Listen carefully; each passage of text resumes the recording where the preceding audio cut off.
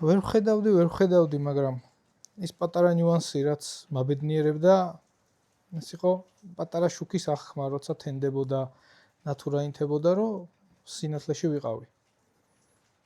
ამ ბოლო დღეებში ამის დაკარგვა დავიწყე და ამაზე ძალიან ნერვიულობ. ჩემებიც ნერვიულობენ სახში. ცოტა ადამიანმა იცის ეს.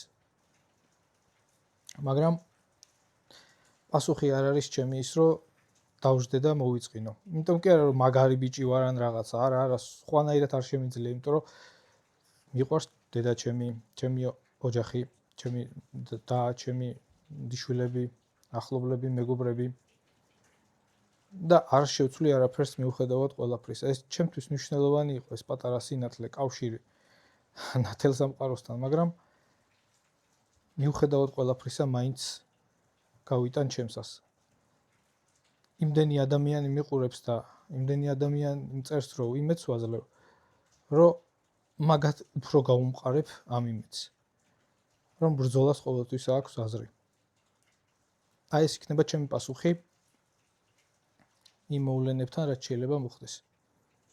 ერთი ადამიანის, ესე ვთქვათ, დარტყმით ასობით ადამიანს უფრო გაუძლიერდება რწმენა ბრძოლაში.